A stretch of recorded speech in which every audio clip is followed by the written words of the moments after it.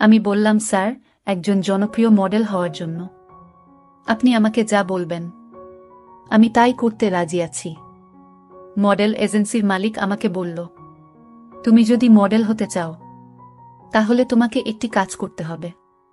আমি বললাম, কি কাজ স্যার? তারপর মডেল এজেন্সির মালিক আমাকে একটি রুমে নিয়ে যা করল তা শুনলে বন্ধুরা তোমাদের মাথা গরম হয়ে যাবে। তাহলে চলুন বন্ধুরা গল্পটি শুরু করি।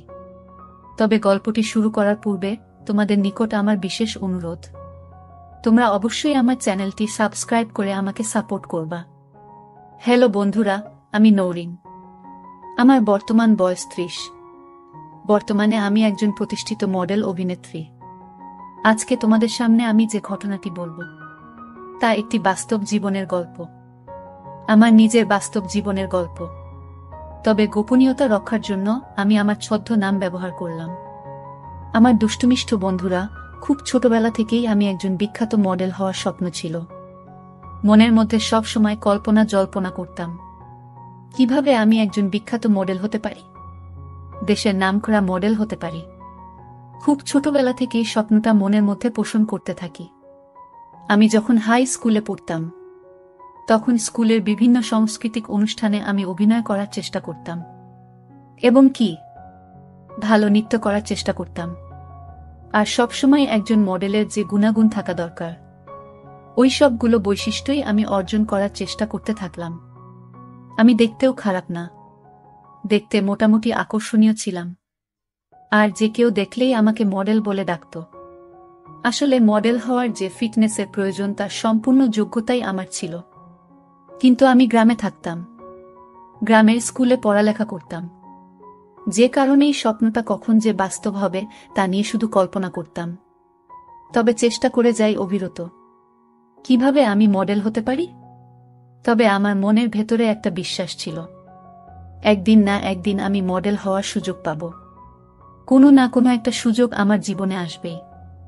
আমি যখন ক্লাস 9-এ পড়ি তখন থেকেই আমি খুব বেশি চেষ্টা করতেছি এবং বিভিন্ন জায়গায় যোগাযোগ করার চেষ্টা করতেছি আমার আত্মীয়স্বজন যারা আছে সবার সাথে। কারণ আমার জীবনের সবচেয়ে বড় স্বপ্নই হল দেশের নামকরা একজন প্রতিষ্ঠিত মডেল হওয়া। আমাকে সবাই চিনুক, আমাকে জানুক, আমার রূপ, আমার সৌন্দর্য, আমার লাবণ্য ছড়িয়ে পড়ুক গোটা পৃথিবী জুড়ে। আর সেই স্বপ্ন নিয়েই আমি অনুসন্ধান করতে থাকি কিভাবে ভালো কোনো মিডিয়াতে গিয়ে আমি আমার যোগ্যতা, আমি আমার যে অভিজ্ঞতা সবকিছু কাজে লাগিয়ে কিভাবে আমি একজন মডেল হতে পারি। আমি এসএসসি পরীক্ষা দেওয়ার পর বাবা আমাকে বলল, নওরিন, তুই ঢাকা যা, তোর বোনের বাসা থেকে বেড়ায় গা। বাবার কথা অনুযায়ী আমি ঢাকায় চলে গেলাম। বোনের বাসায় বসে বসে টিভি দেখছিলাম আর মনে মনে চিন্তা করছিলাম কিভাবে আমি মডেল হতে পারি। হঠাৎ আমার চোখের সামনে টেবিলের উপর একটি পত্রিকা দেখতে পেলাম। পত্রিকার পাতা উল্টাতে উল্টাতেই হঠাৎ আমার চোখে পড়ল একটি বিজ্ঞাপন। আর সেই বিজ্ঞাপনে লেখা মডেল আবশ্যক বিজ্ঞাপনটা দেখেই মনটা ভালো হয়ে গেল। মনে মনে ভাবলাম, এই বুঝি জীবনের স্বপ্ন পূরণের সুযোগ পেয়ে গেলাম, মডেল হওয়ার সুযোগ পেয়ে গেলাম। বিজ্ঞাপনটি আমি খুব ভালোভাবে মনোযোগ সহকারে পড়লাম। বিজ্ঞাপনের যত প্রকার ক্রাইটেরিয়া বা শর্ত আছে সবগুলোই মনে হচ্ছে আমার আছে। আমার শারীরিক ফিটনেস, গঠন এবং শিক্ষাগত যোগ্যতা, চেহারা সৌন্দর্য, কথাবার্তার দৃষ্টিভঙ্গি, কণ্ঠ এবং সর্বশেষে আমি পরিশ্রমে বটে। তার মানে বিজ্ঞাপনের সকল ক্রাইটেরিয়া অনুযায়ী আমি সেই মডেল হওয়ার যোগ্য।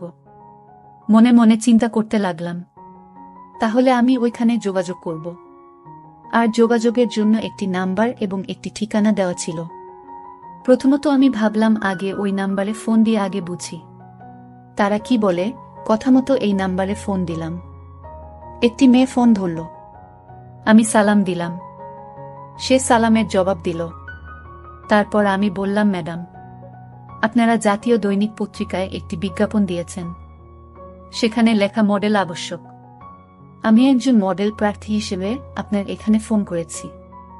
এখন আপনারা যদি আমাকে আশ্বাস দেন তাহলে আমি আসব। মেয়েটি বলল, কি নাম তোমার? আমি বললাম, নওরিন। তারপর জিজ্ঞেস করল, বাড়ি কোথায়? আমি বললাম চাঁপাইনবাবগঞ্জ। তারপর জিজ্ঞেস করল, আপনি কি একজন মডেল হিসেবে কাজ করতে আগ্রহী?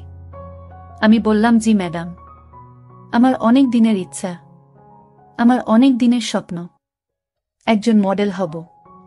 তারপর মেয়েটি বলল, আচ্ছা ঠিক আছে, আমি তোমার বাড়ি, ঠিকানা, নাম, নাম্বার সবকিছু লিখে সিরিয়াল দিয়ে রেখেছি, আর তুমি সময় মতো চলে আসবা। তারপর মেয়েটি বলল, আমি স্যারের সাথে কথা বলে দেখব, তোমাকে একটা সুযোগ দেওয়া যায় কিনা। আমি বললাম, আচ্ছা ঠিক আছে ম্যাডাম। তারপর ম্যাডামকে সালাম দিয়ে ফোন রেখে দিলাম। অপেক্ষা করতে থাকলাম, কখন আসবে সেই সময়। আর মাত্র একটি দিন, দিন মনে হচ্ছে যায় না। আসলে অপেক্ষার সময় কাটে না। দেখতে দেখতে আমার সেই মডেল এজেন্সিতে যাওয়ার দিন এসে গেল, যে দিন তারা পত্রিকায় উল্লেখ করেছিল। সেদিনেই আমি চলে গেলাম ওই মডেল এজেন্সিতে।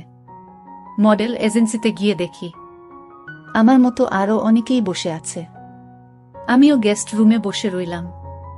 আমরা আনুমানিক প্রায় 10 থেকে 12 জন ছিলাম। তবে তাদের মধ্যে মনে হচ্ছে আমি সবচেয়ে বেশি ফিটনেস। আর কেন জানি মনে হচ্ছে আমি সেখানে মডেল হিসেবে চান্স পেয়ে যাব। আর তারা দেশের নামকরা মডেল এজেন্সি। একবার যদি এখানে চান্স পেয়ে যাই, তাহলে আমার জীবনের মোড় ঘুরে যাবে, আমার স্বপ্ন সত্যি হতে যাবে। তাই আমি ভাবলাম যে কোনো মূল্যেই হোক আমি স্যারকে রাজি করাতে হবে। এই মডেল এজেন্সিতে যেভাবে হোক অভিনয় করার সুযোগ পেতে হবে। এতে যদি আমার টাকা পয়সা বা আরও অন্যান্য কিছু আমাকে দিতে হয়, তাতেও আমি রাজি। এক কথায়, যে কোনো কিছুর মূল্যে আমি একজন প্রতিষ্ঠিত নামকরণ মডেল হতে চাই। গেস্ট রুমে বসে মনের মধ্যে এইসব চিন্তা ঘুরপাক খাচ্ছিল। হঠাৎ আমার নাম আসলো।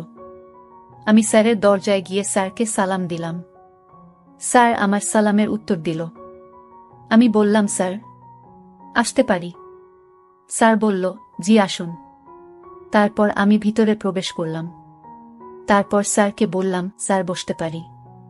স্যার বলল, জি বসুন। তারপর স্যার আমাকে জিজ্ঞেস করল, তোমার নাম কি? আমি বললাম, আমার নাম নৌরিন। স্যার আমাকে বলল, বাহ, খুব সুন্দর, খুব মিষ্টি নাম তো তোমার। পড়ালেখা কতটুকু করেছ?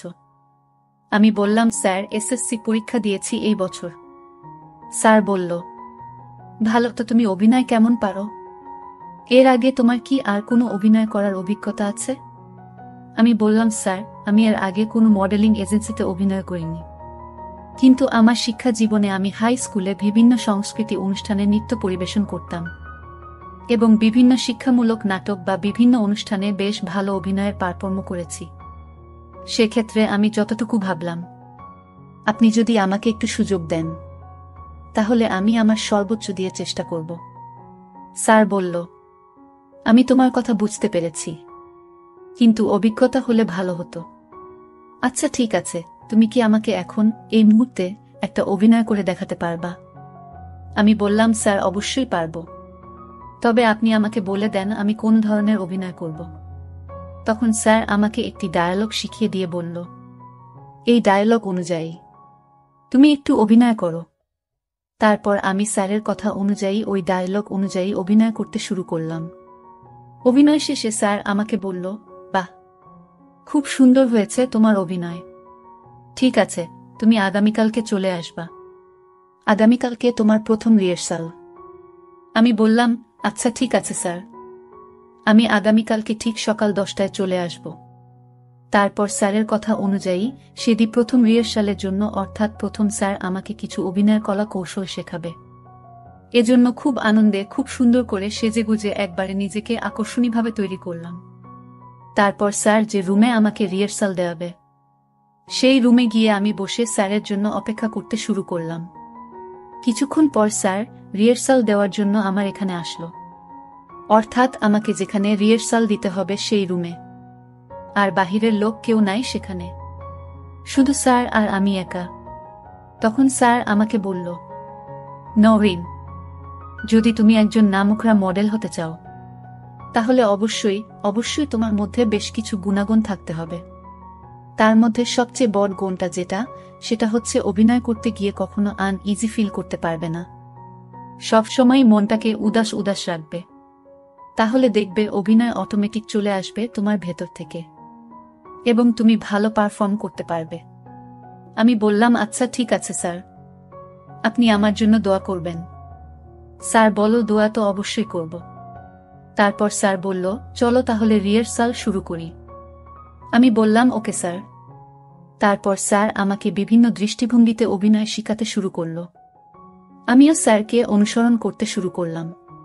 কিন্তু মাঝে মধ্যে অভিনয় শিখাতে গিয়ে স্যার আমার সাথে কেমন জানি আচরণ করে।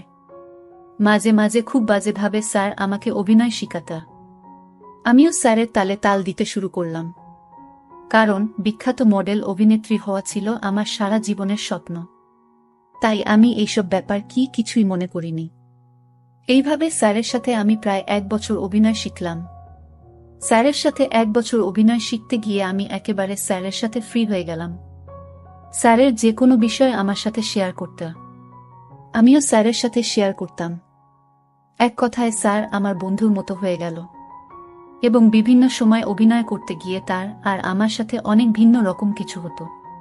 তখন আমি যদি উল্টা দিকে যাইতাম তাহলে স্যারের মন খারাপ করত। মনে মনে ভাবলাম, বিখ্যাত মডেল অভিনেত্রী হতে হলে স্যারকে এরকম সুযোগ সুবিধা দিতে হবে। মনে হয় এটাই নিয়ম, এটা ছাড়া সম্ভব না, কারণ স্যারকে খুশি না করলে স্যার আমাকে কখনো কোনো সুযোগ সুবিধা দেবে না। তারপরেও যতটুকু পারতাম স্যারকে খুশি করার চেষ্টা করতাম। প্রায় 1 বছর পর স্যার আমাকে বলল, নওরিন, তোমার জন্য একটা অফার এসেছে, তুমি কি সেই অফারে কাজ করতে রাজি আছো? আমি বললাম, স্যার কি অফার? স্যার বলল, নওরিন, একটা নামকরা কোম্পানির মডেলের কাজ পেয়েছি। আমি চাচ্ছি সেই মডেলের কাজটা তোমাকে দিয়ে করাবো, আর এই জন্য তোমাকে 1 সপ্তাহ আমার সাথে কক্সবাজার যেতে হবে। সেখানে তোমাকে অনেক কিছু শিক্ষার বাকি আছে। যদি তুমি কাজটা করতে পারো তাহলে তোমার লাইফ সাকসেস। আমি বললাম, স্যার আমি সর্বোচ্চ চেষ্টা করব। আর আপনার সাথে আমি কক্সবাজার কেন, আপনার সাথে আমি যে কোনো জায়গায় যেতে রাজি আছি। আপনি শুধু আমার জন্য দোয়া করবেন, আমাকে একটু হেল্প করবেন। স্যার বলল, ঠিক আছে নওরিন, তাহলে আমরা আগামীকালকেই কক্সবাজার যাচ্ছি। আমি বললাম, ঠিক আছে স্যার, আমি তাহলে আগামীকালকে প্রস্তুতি নিয়ে চলে আসব। স্যার বলল, ওকে। তারপর আমি স্যারের কথা মতো খুব ভালো সাজুগুজু করে কক্সবাজারের উদ্দেশ্যে রওনা দিলাম। মনটা খুব ভালো, একটা ভ্রমণ হচ্ছে। আর অন্য দিক দিয়ে আমি ভালো একটা কোম্পানি বিজ্ঞাপনের মডেল হিসেবে কাজ করার জন্য এগিয়ে যাচ্ছি। মনের অবস্থাটা খুব ভালো ছিল। এক পর্যায়ে আমরা কক্সবাজার গিয়ে পৌঁছলাম। সেখানে রাত তখন 11টা বাজে। স্যার আমি মিলে একটা ভালো রেস্টুরেন্টে খাওয়া দাওয়া করে একটি বিলাসবহুল হোটেলে উঠলাম। স্যার আর আমি একই রুমে। মনের ভিতরটা কিছু ভয়ও কাজ করছে। এই প্রথম আমি কোনো এক ভিন্ন লোকের সাথে একসাথে ঘুমাবো। মনের ভিতরটা খুব ভয় ভয় লাগতেছে। জানি না আমার বড় কোনো ক্ষতি হয়ে যায় কিনা। এইভাবে ভয়ে ভয়ে আমি ঘুমিয়ে পড়লাম। সকালে উঠে দেখি, না, আমার কিছু হয় নাই, আমি ঠিক আছিলাম। তারপর স্যার আমাকে সকালে নাস্তার পর প্রকৃতির কিছু দৃশ্য দেখানোর জন্য ঘুরতে নিয়ে গেল। সারাদিন আমরা ঘোরাঘুরি করে চলে আসলাম। রুমে আসার পর স্যার আমাকে বলল, তোমাকে যে নিয়ে আজকে সারাদিন ঘুরলাম এতে তুমি কি বুঝলা? আমি বললাম, স্যার আমি কিছুই বুঝলাম না। স্যার বলল, নওরিন, তোমাকে নিয়ে আজকে যে সারাদিন প্রকৃতির সাথে ঘুরলাম তার কারণ হচ্ছে আমি বিজ্ঞাপন করার জন্য সঠিক লোকেশন খুঁজতেছিলাম, কিন্তু আজকে পাইনি। আগামীকাল আবার চেষ্টা করব। কিন্তু নওরিন, তোমাকে আজকে একটা কথা বলবো। আমি বললাম, কি কথা স্যার? স্যার বলল, নওরিন, এই বিজ্ঞাপনের মডেলের জন্য একটা মেয়ে কোম্পানির সিইওকে 5 লাখ টাকা অফার করেছে। এখন তারা চাইতেছে ওই মেয়েকে মডেল হিসাবে কাজ করাতে। এই বিষয়টা নিয়ে বেশ চিন্তায় আছি আমি। এখন নওরিন, তুমি যদি আমাকে একটু হেল্প করতে পারতা তাহলে হয়তো আমি এই কোম্পানির মডেল হিসেবে তোমাকে দিয়েই কাজ করাতে পারতাম। কোম্পানির সিইও বিষয়টা এলোপাতাড়ি করে ফেলেছে, তবে আমার অনেক ইচ্ছা ছিল তোমাকে দিয়ে এই কোম্পানির একটা করাতে। স্যারের কথা শুনে আমার মাথায় আকাশ ভেঙে পড়ল।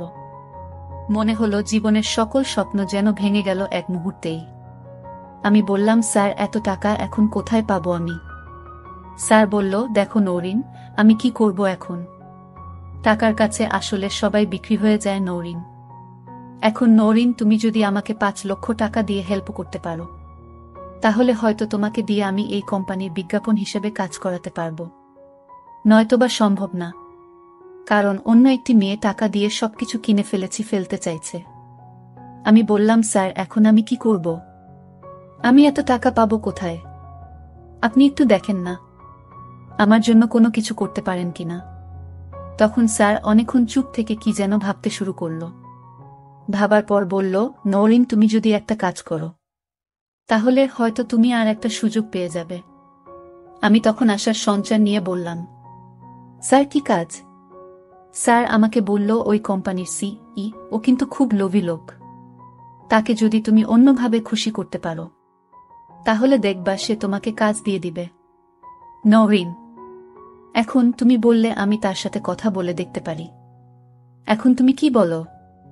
তুমি কি তাকে অন্যভাবে খুশি করতে পারবে? যদি পারো তাহলে আমি তার সাথে কথা বলবো, আর তা না হলে তো এটা এখানেই শেষ। স্যারের কথা শুনে আমি কিছুক্ষণ ভেবে বললাম, স্যার, আমি আপনার প্রস্তাবে রাজি। স্যার, আমি যে কোনো কিছুর বিনিময়ে একজন বিখ্যাত মডেল হতে চাই।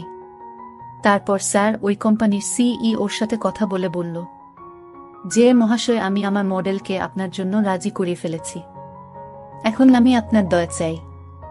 কোম্পানির সিইও আমার প্রস্তাব শুনে খুব খুশি হল, আর বলল, তাহলে এই কোম্পানির অ্যাডটা তাকে দিয়ে দিও, আর তাকে আগামীকাল আমার বাংলোতে পাঠিয়ে দিও।